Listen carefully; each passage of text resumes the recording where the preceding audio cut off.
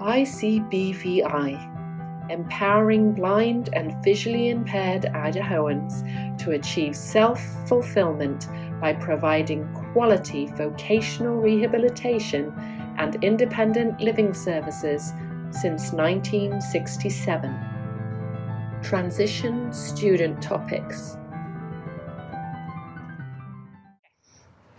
So, hi Jameson, we're just going to kick right off and get into some questions. I just want to say thank you so much, first of all, for taking the time to sit down with us today and record this video. You're welcome.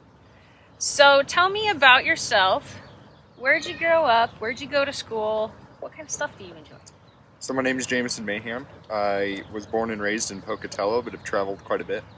I graduated high school as of last year at Pocatello High School and have gone on to college. And then I enjoy being outdoors and doing everything outdoorsy, from hunting to hiking to fishing to working on stuff.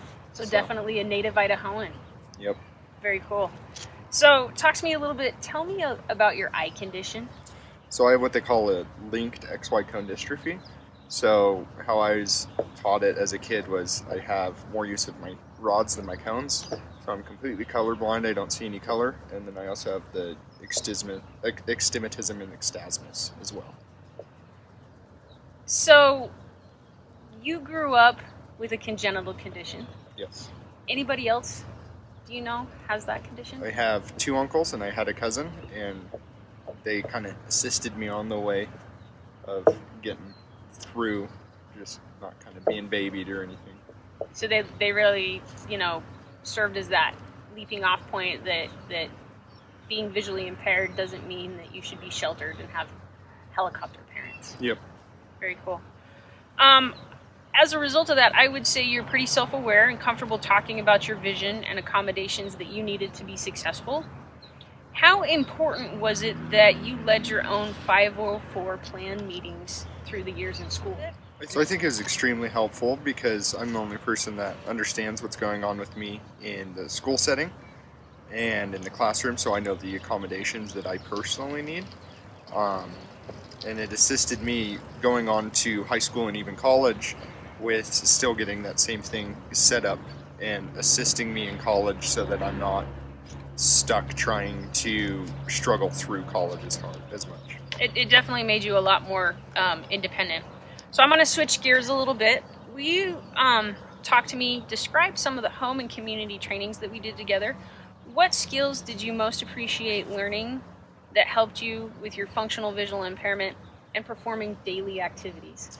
So I think cooking was one of the main things that assisted me because I bent down and had to get close to everything I was like cooking or cutting, and it just was putting strain on my back, and I do a lot of cutting of meat and stuff, so that really assisted me.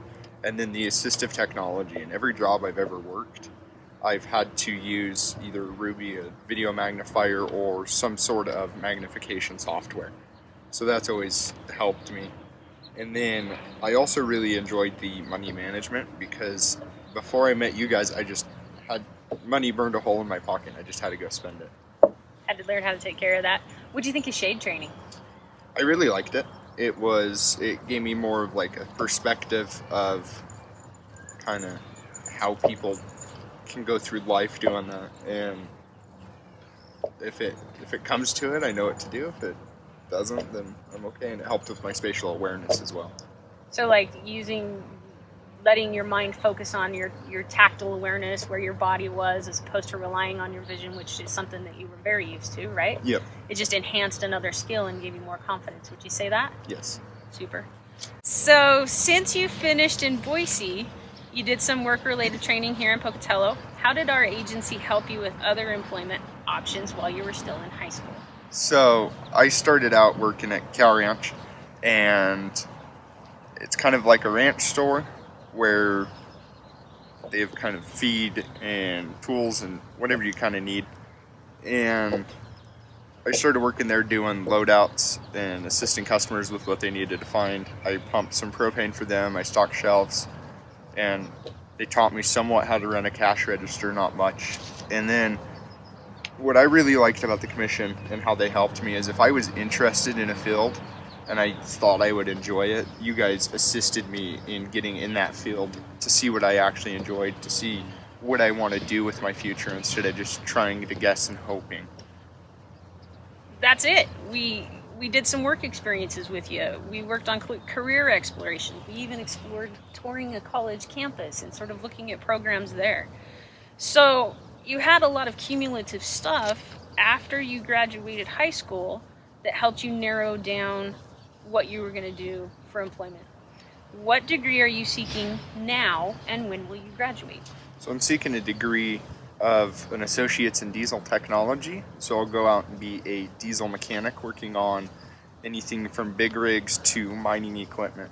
And then that also, I'll get another one in that course that helps me work on generators, which also gets me an apprenticeship to be an electrician.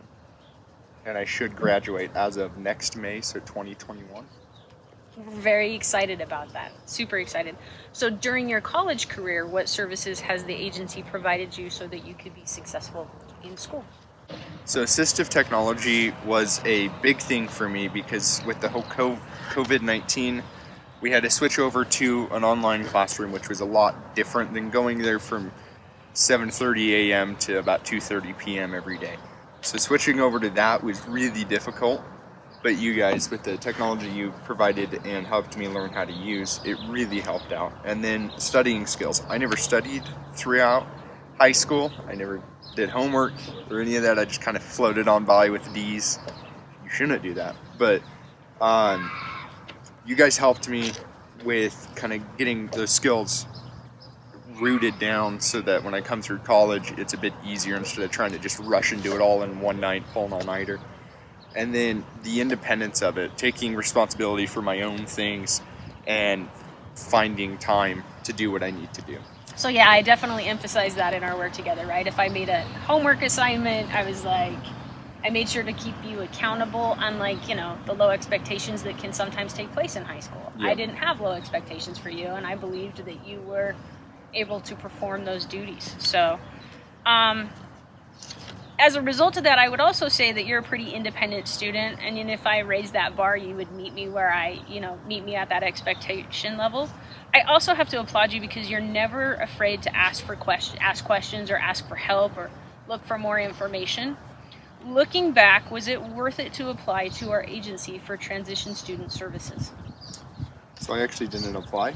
You guys found me through somebody named Linda, and yes, it was, because I had never heard about you, and I was about 14 when I was found, and I really was kind of just struggling doing everything, and I never noticed how bad I was struggling until I met up with you guys, and you, about halfway through high school, started helping me a lot more, and we were meeting once a week for, I think, 3 years there, and that really helped me because I mean, school was hard for me because I just didn't care about it, but I had somebody pushing me in the background and making me go through it instead of just dropping out like I was planning to. You don't know what you don't know, and when somebody gets in your corner and meets you where you're at and then gives you opportunities, it's a big, big deal. Yeah. So, last question. Any final words of wisdom for that student who's never worked with our agency? I'd say go for it. You may not know. I mean, as she said, you don't know what you don't know. And I thought I would personally never really use them as assistants because I thought I was just going to be by myself and make things happen. And what I needed, and I could just provide myself. But there are certain things that you just don't know about, you're not educated on. And say April is or somebody else is that you work with, and it can help you so much. I was going to drop out and just go install carpet for a living. But then having the commission there to help me, push me, I'm now going to college to get 2 different associate's degrees in working on diesels. So I say go for it, and I hope for the best because it's going to end out well for you. The more you invest, the more you take care of your goals, the more we're going to support you. So, Jameson, thank you so much for being part of this, and I appreciate you today. You're welcome. Thank you. We hope you enjoyed this video. For more information, see our website at www.icbvi.idaho.gov. or contact our office at 208 334 3220.